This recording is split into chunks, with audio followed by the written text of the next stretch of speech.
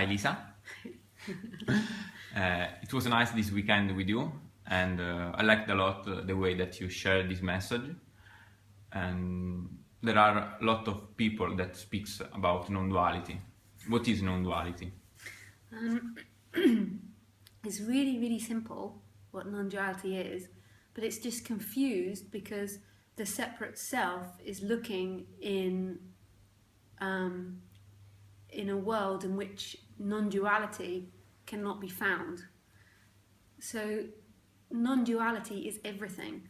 So say if we're talking about a film, it's like it's a character in the film looking for non-duality. It would try and look for it in people in the film or objects in the film.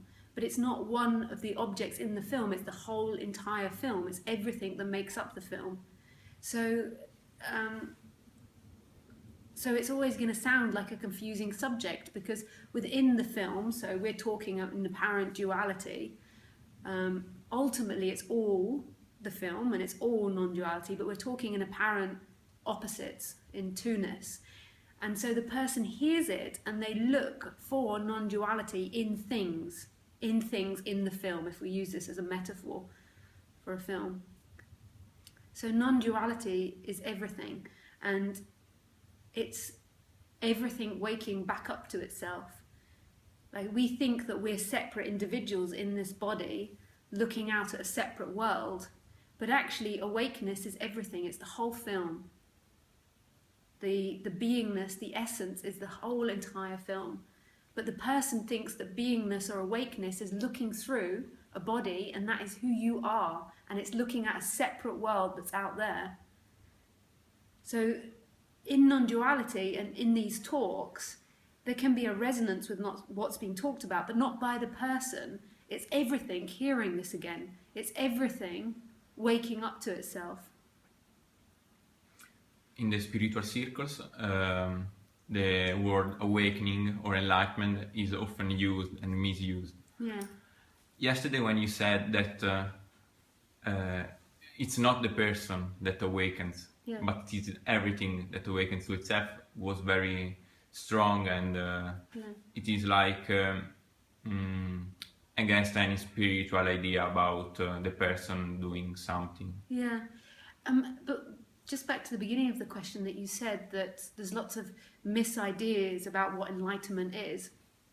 Enlightenment ultimately will only be a word and a concept. So every group and organization will have their definition of what enlightenment is. And you can't really have the right or wrong claim of a word. But the way that I speak it is everything waking up to itself. And it's not a personal thing. It's not about the person becoming more peaceful, although that might happen. It's not about the person getting something. It's everything waking up to itself. And then more than likely the character's going to change, but the character doesn't get it. The person cannot wake up. The person always has to be in subject-object, in opposites. It's part of the dream. That's part of the play that it's playing. When that stops, there will be no dream left. So in the character world, the character can't be enlightened, but everything can wake up to itself again. And more than likely, that's going to change the character. So what people think that they have to do, like to change the anger with peace, or change the what, sorry? The anger with peace, or relaxing, or to be generous, and all these things. You said that they can be like side effects. That can be side effects, and even if we take away what I'm talking about in non-duality, if there's a person with a broken leg, then it's better that they go to hospital. So if there's a character that's struggling to relate to the world and its peers and to live a life, then working on what it has isn't a bad thing. That's a very logical thing to do. So if somebody's had a trauma, or if somebody's experiencing lots of anger or frustration, then there's ways within the dream to work that out. But that's not got anything to do with non-duality. Often speakers speak about them at the same time, and I really understand why people speak about them at the same time, because if the separate self listens to non-duality, it uses non-duality in order to be depressed in a way. So it says to itself, okay, so what she's telling me is there's nothing I can do to get out of this. Yes. I'm stuck in hell. I just have to be stuck in hell. That's not what I'm saying. I'm not talking about the person seeking or not seeking. I'm trying to point out what is. So often the separate self hears non-duality and uses it as a tool to kind of like beat itself up. It uses it in a really negative way, not because the separate self can only do that in a way. It can only hear things and do something with what it hears. And this is why I try to make it really clear that who I'm talking to isn't the separate self. This isn't about somebody taking on new concepts or new ideologies. Like if you leave here with a new belief system, it's just something for the person. This is that resonance that when we're talking, that something's remembering this, and it's beyond what you know or don't know. It's not about something that you have. It's like a knowing this so intimately that who you were was always or are is everything. The true essence of everything is all of this. And then the character has to do its dance. And often when awakening happens, when that everything wakes up to itself, the body-mind mechanism relaxes a lot. Like, so the characteristics, sometimes the characteristics become more so. So if you're a dramatic person, there's no holding back anymore, so it becomes more so.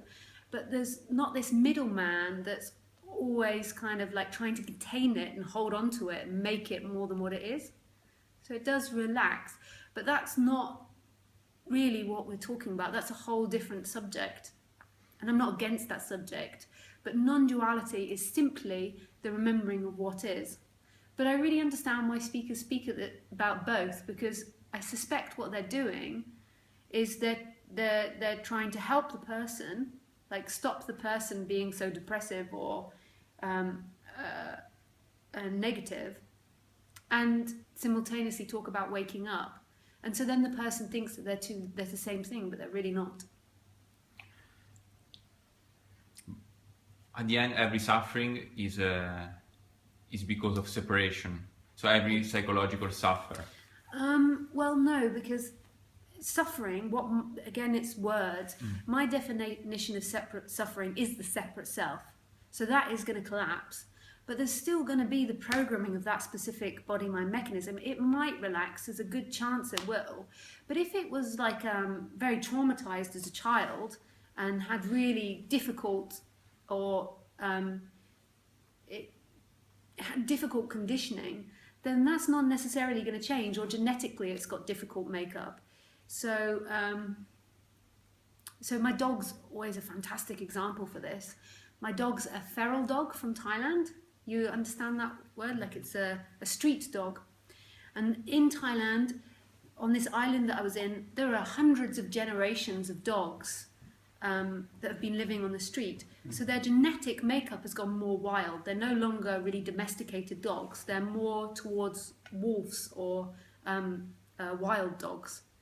And you can tell that by the pointy ears and the curly tail. That often represents like more wildness than our domesticated dogs tend to be floppy ears and tail down.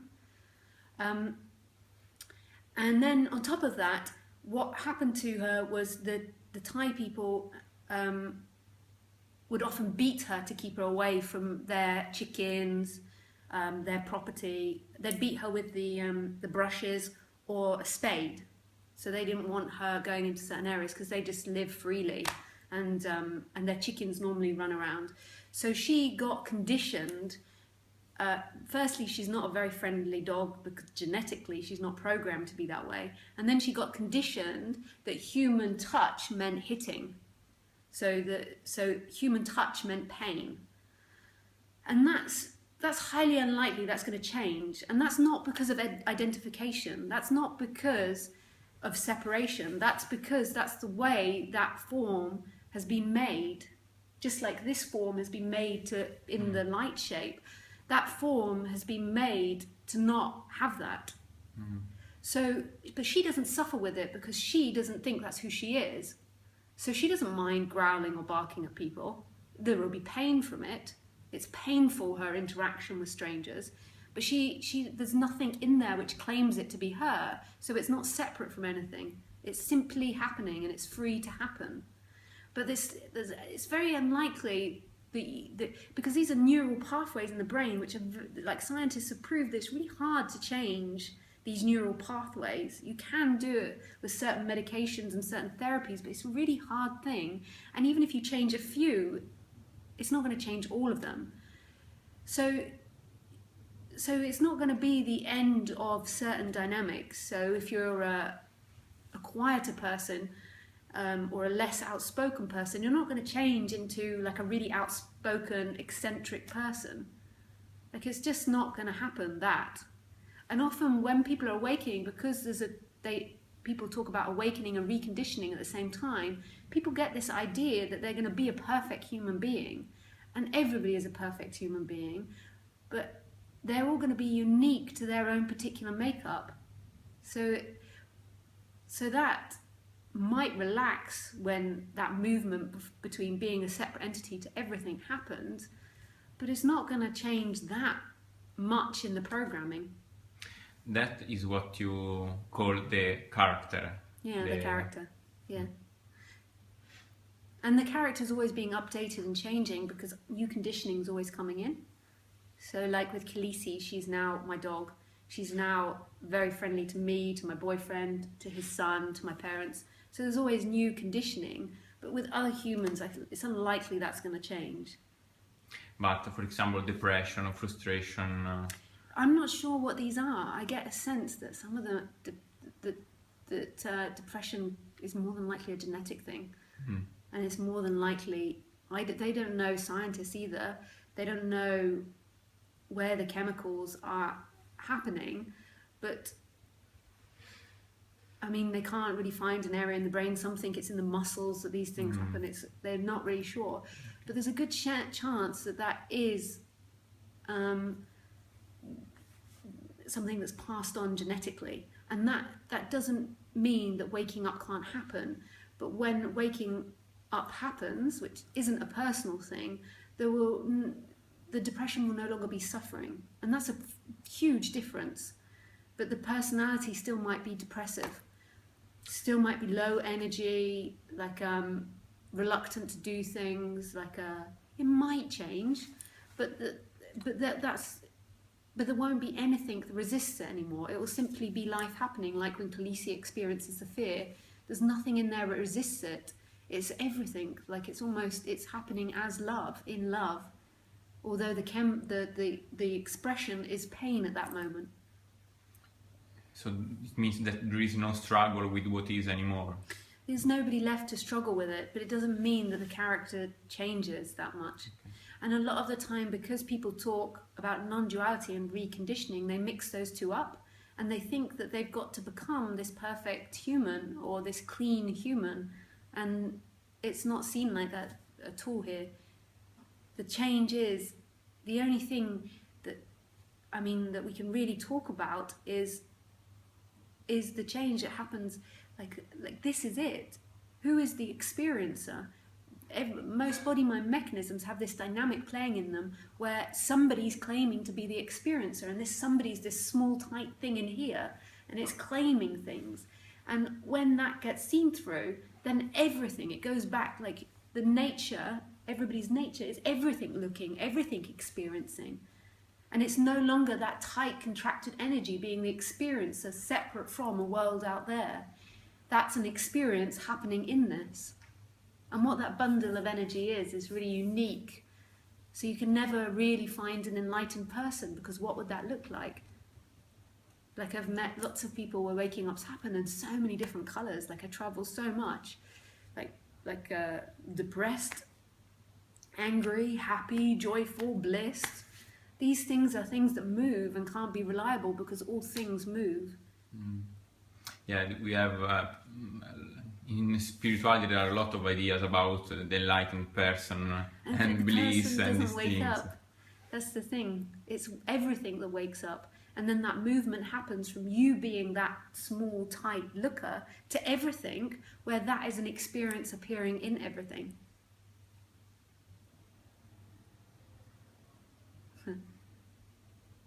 and that is connected to death.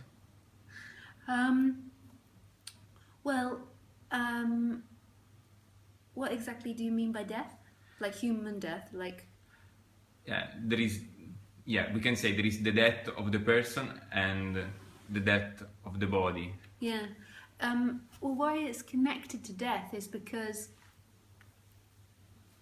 when that movement happens, it's seen that it's never really happening, that there's never been somebody alive. So it's seen for what it is, that it's happening, but it's not happening too. And this isn't a result of something. This isn't the result of the past or the future. So there's nothing really that was ever alive. So it's death of a fake illusion, and then nothing can die. We can talk about, okay, the body dies in the supposed world, but that body is like everything else, in constant movement, and there's always existence, no matter what. And that existence is also non-existent simultaneously. So it's like it no longer becomes like in the mind of the person, there is existence. I am alive. I am inside this body, and I go into non-existence when this body dies. Exactly. But that's not the truth of it. There is existence always, and everything is that existence. But the nature of existence, in order to experience itself, it has to give the appearance that one form's moving to another, to another, to another. That's how this seems to happen. Otherwise there wouldn't be, like at the moment, the air's turning into, I don't know how it's working, but the air's being used with the voice box to turn into sound. It's spectacular. I mean, that's spectacular that can happen. So then it's always in that game. But when waking up happens, it seems that nothing dies. Yes, existence is always in movement, but all those things are made of the same thing, which is non-existence. Or existence, you can say. So all things are made of no thing. So it's all coming from the same thing. The human, when it believes it's alive, it's always struggling with loss. What it thinks it loses, but it can't lose anything. There can be in the apparent story, and it's sad if your partner dies or something, but that partner's turned into this. Like you walk out there, and it's not like you've walked into a different world. It's the same existence, just in a different formation. It's always the same, but looking different. But the human thinks, I'm separate, and I'm walking through this world, and I lose things in this world. And it's like, oh, I've got to hold on to all these things. But ultimately, everything is a reflection of you. So everywhere you look, everywhere you go, it's a reflection of that existence. So therefore, you can't really lose things. The character can lose things, and if it loses its partner, there will be great sadness in the character, but that's not who you are. That's an experience happening in who you are. That's how you're experiencing yourself, is through subject-object.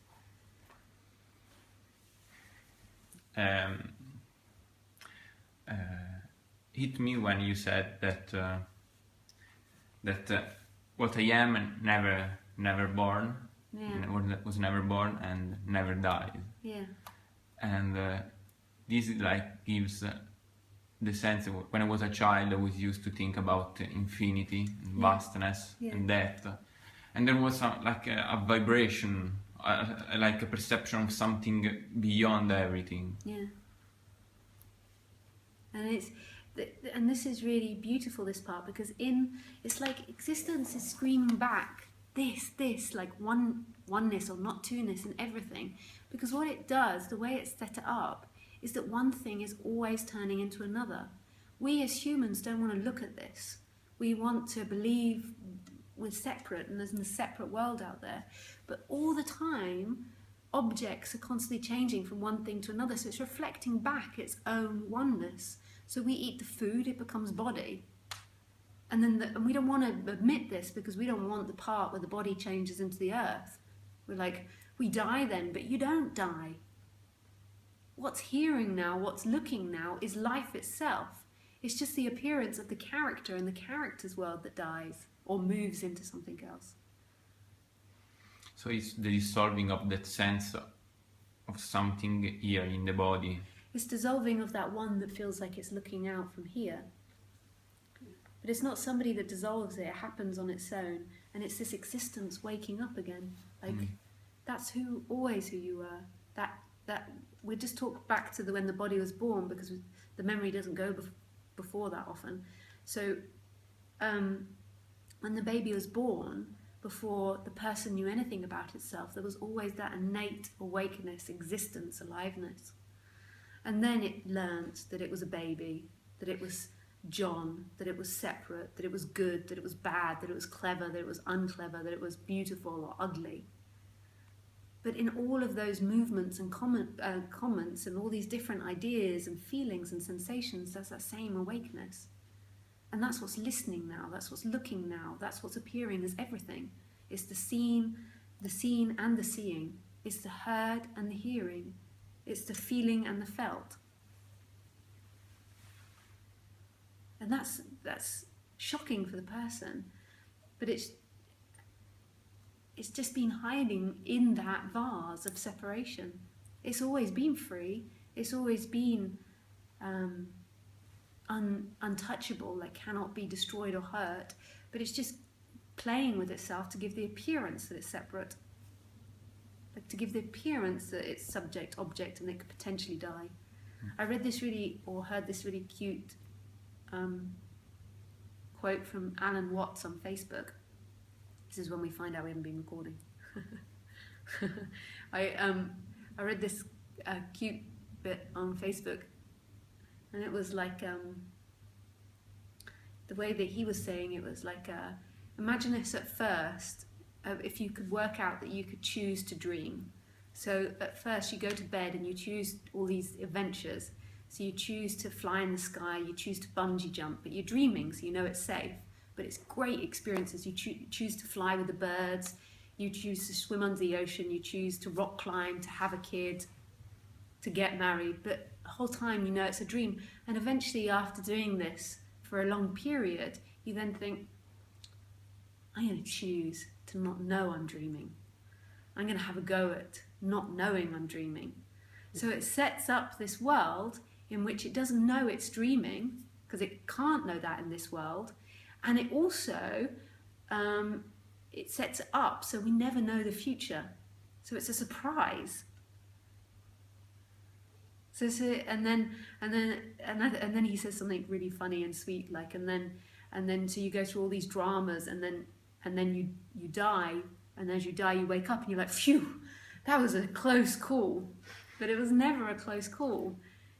We just think it is, and that's what life's doing. And life's also playing the game now of waking itself up while it's dreaming. And why not? If it can express every possibility, then why not express that possibility too?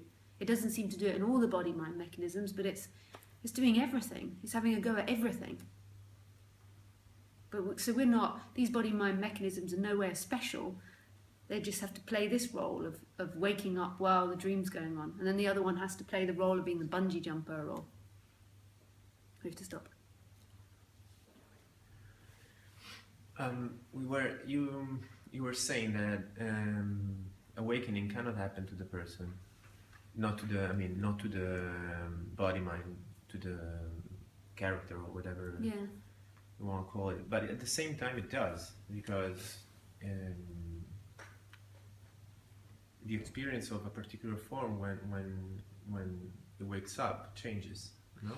Yeah, but that's the side effects. There's not something solid inside the body that can wake up. We look at us as something solid, but there's not actually anything in here. There is a program which is running. So there's a program which is uniquely and individually programmed, and it responds to what's happening, and it's not separate from that which it's responding to. They're one and the same movement, actually. So there's nothing that can wake up. It's like there's nothing in the bodies. Like the bodies are empty, they're just machines. But what gives it that sense of being personal is that awakeness looking through the machine. And yes, that might change the machine to an extent, but so you could say that's but there's no particular flavor of woken up body, because it will look different depending on how that machine's programmed. And there's not anything in there to wake up. It's like a robot playing, the thing that's looking through it is no longer pretending to just be that robot. So what's looking through it is seen to be everything, the whole world. And then the character more than likely will start behaving differently, like the appearance of hate will go in that body-mind mechanism, and that's for sure.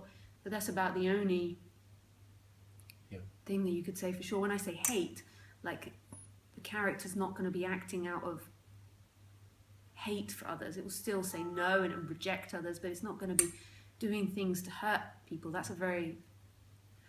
but even that's saying too much, really, because the robots are as they are. Still,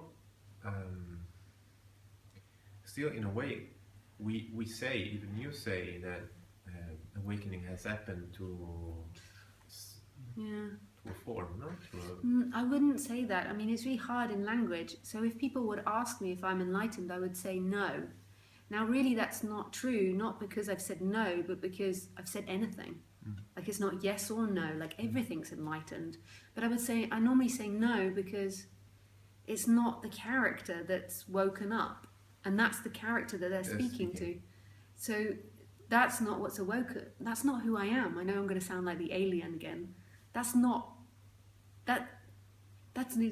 who I am. That's an appearance in this, no different from the appearance of the carpet. They are dependent on each other. They are the same movement. The carpet's there, so the carpet's there, so the foot can feel the carpet. And the carpet has to be there in order to feel the foot. The air has to be here in order to feel the body. So whatever I say, it's still oneness saying it. Yeah, and even if I believe, if there's a thought or a belief that it's me, Nicola. Yeah. But that Nicola that now feels like he wants to wake up can't be the thing that wakes up, because he never existed. What's speaking always, what's looking through, what's doing everything is always that awakeness. That's just it's like looking through Google goggles at like a virtual world and believing that the goggles wake up. Like, the goggles can't wake up. The goggles are just the thing that you look through. I know it sounds so harsh to speak about the human like that. It sounds so cold sometimes. So the goggles are just the goggles. It's going to have an effect more than likely on what the dream is, but it's not the goggles, it's the... And then you can't say what it is. Like, the looker's not quite right, because that sounds a little bit separate. Because the looker is the whole dream, it's like a...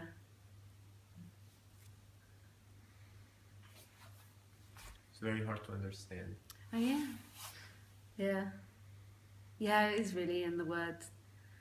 In the world of opposites, it's very hard, because that's where we're known to... That's the only place we can look.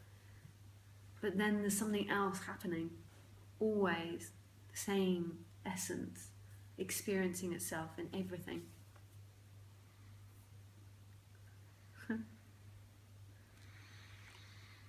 Sometimes I have a flash of about who I am, who I really am, and there is at the same time the knowledge that I was that when I was a child. It was the same feeling that I had when I was a child. This intimacy with everything. Yeah, it's really known really well. That was in the apparent Lisa story, and this is just an experience now and a story because it's past, so it's not actually it. But in the apparent Lisa story, when this movement happened in Bali, or all these times were remembered.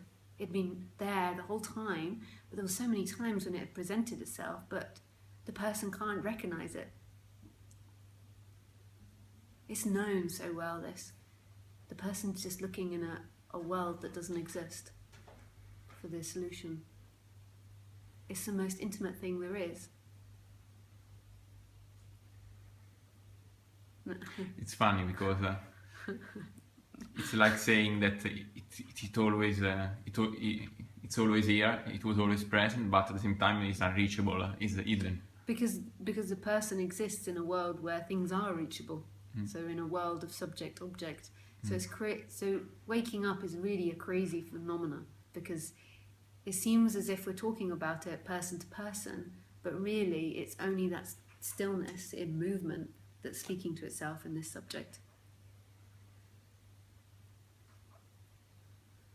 And that's very confusing for the person. So I really understand why other speakers speak about other things. Because the person hears this and they're like, holy crap, where do I go? What do I do? One of the most, one of the questions I hear more often in talks is people asking, so what can I do to get this? To get there? Yeah, well, and this feels like such a natural question, because the human is set up as the way that it's programmed is a group animal. And normally as a group, like fish, I'm not saying we're like fish, we're different, we go as a pack, so we follow the others. We're all following each other, like we work together. You notice that when your friend has an idea, you begin to have that idea. We wear similar clothes, like there's fashions that come back. We want to follow each other, it's not a bad thing. We're group animals. And so we're used to that momentum as a person to follow. So when it hears this subject, because it's identified it as something to do with the person, it wants to follow something to do that. And that's really natural what the human's going to feel. So it wants to then identify with a group of non-duality people and move together towards that. That's how it works. So if you learn photography, you begin to come together with other photographers and then you learn together. If you're an actor, this is how we work. So then with non-duality, when it begins to hear this, it's like, that's incomprehensible to the person, because the person is used to working together to get it. And so I really understand that question. This is really, and the person then begins to take it on as a depression. I can't get there.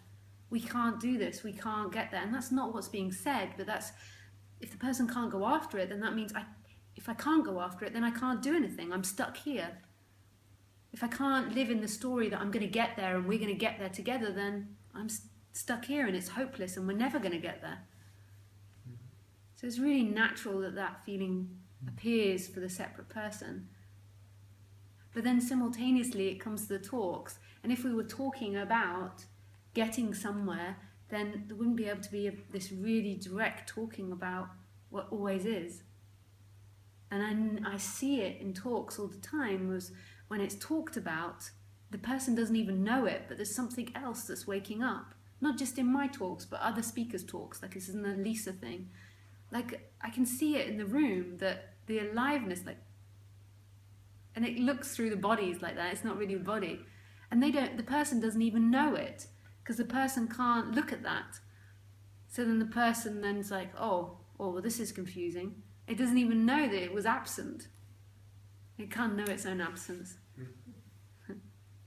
It's like when you said yesterday that when you were writing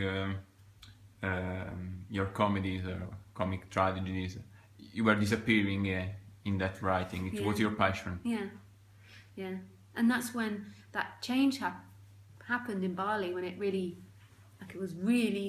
became apparent for no one.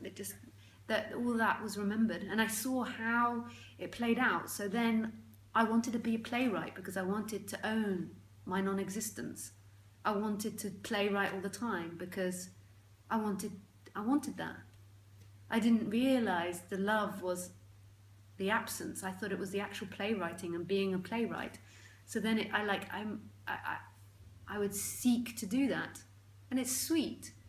Like you seek to get your own absence, and sometimes it would strangulate the playwriting, because I would be wanting to be a playwright, and but there was such a love for it, and that's what often happens with passions.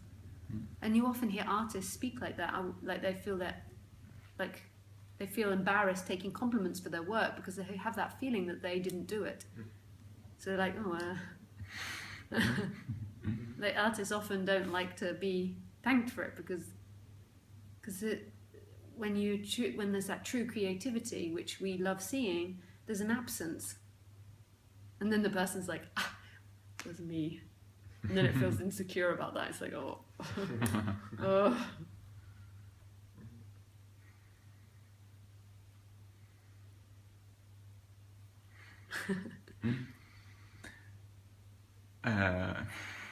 What to say? It's like talking about something that cannot be talked or Yeah. But it's a understood. beautiful game doing it. Yeah. It's such a beautiful subject. But it's yeah, I just find it incredibly beautiful.